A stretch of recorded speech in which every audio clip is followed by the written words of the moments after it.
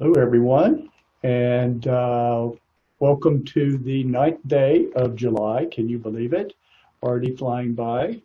I hope everybody's doing well and wanted to bring you up to date on market trends. So this is Craig Moser with Maestro Wealth Advisors, and let's dig right in. Wanted to start with looking at different parts of the stock market because it's fascinating to look at where the money is going and what has happened. So first, let me say this. The markets are not healthy from underneath, meaning that although we've seen rallies, although we're seeing a strong market, be aware that the economy is not that strong. There has been a great deal of creation of capital by printing money. And eventually, we're going to have to figure out how that affects us from things like inflation, things like debt to cover up, and things like that. But the market right now is moving back up into positive territory. So positive territory for most people in my industry would have to have some sort of comparison. So we're using today something called a 200-day simple moving average. That's this dark blue line here. So what that is that's sort of your average price looking back, let's just call it almost a year. So you can see I'm on a 5-year chart here, and I'm looking back, and you can see the market traded below that. So we're starting at a date right here of 7/13/2015. And we really had no positive action. And then right here, which was November of 16, excuse me, off to the races we went. And that really went really great until we got into about the 1st of 2018. And then this volatility once again started. So we have a line here. That was that thing that happened 2 years ago, or about a year and a half ago, at the end of 2018. A good market rally followed by a very big market decline. This was COVID-19. This was not a normal event. So the market plummeted. I mean, within a month, 30%. So it was a significant drop in the domestic stock markets. And that's true across the board in Europe and Asia. So what we're seeing now is a rally back up. So this is sort of your normal price if you look back over the last, say, 2 years right here. So that's on the S&P 500 would be something like about 29.25, 29.20, somewhere right in that range right there is about where we seem to have stopped going up in the past. This is a great big one. So, at the end of it, excuse me, phone's ringing. I'll tell them to go away.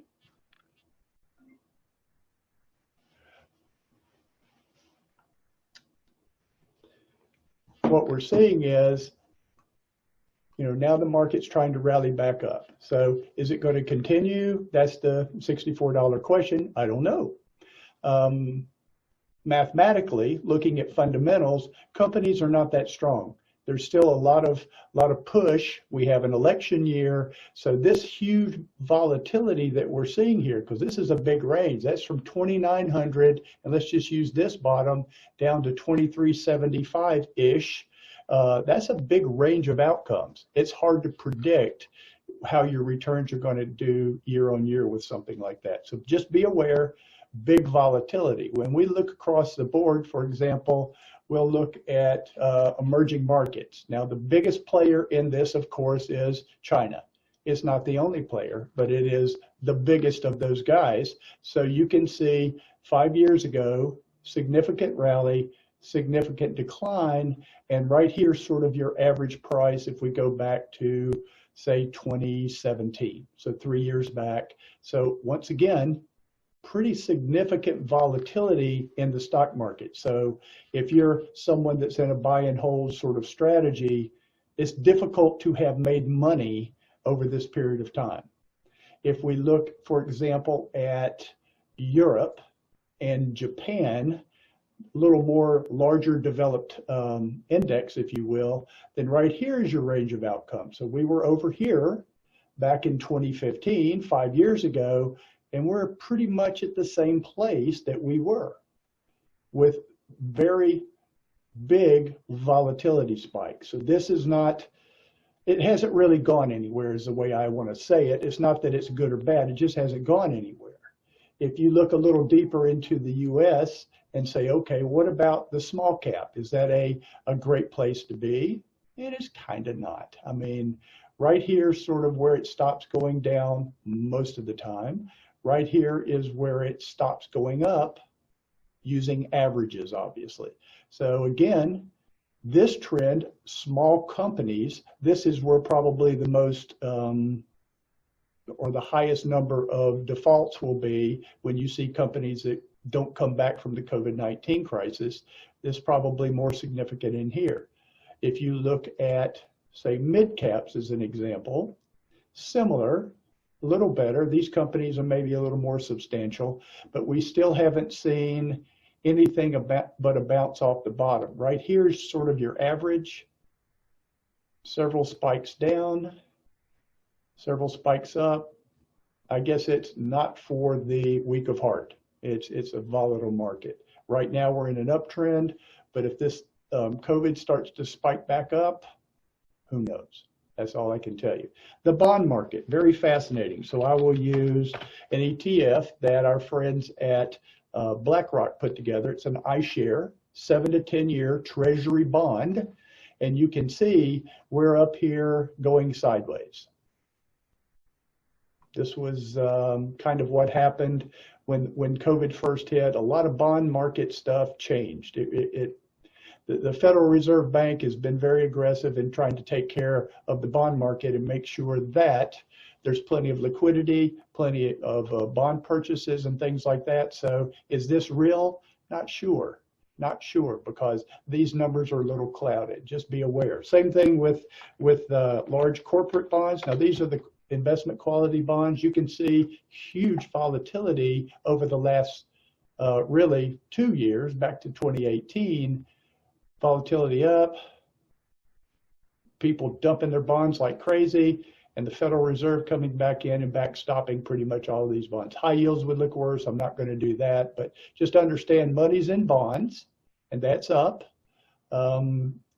What's behind it, I'm not sure. Is it the average investor, or is it the Federal Reserve Bank and the U.S. government backing that? And then when you look, say, at gold, to use another look, gold's making all-time highs over the last 5 years, rocking and rolling, doing pretty good.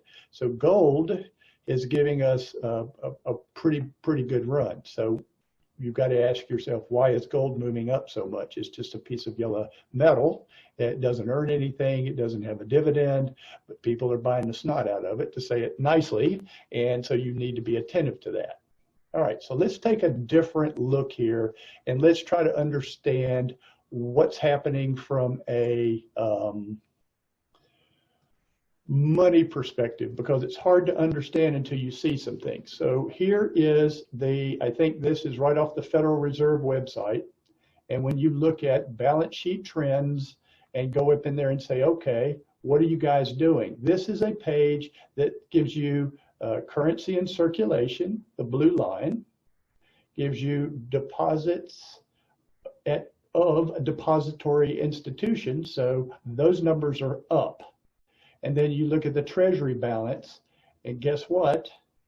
That's up. So we're printing bonds, we're issuing bonds to generate currency.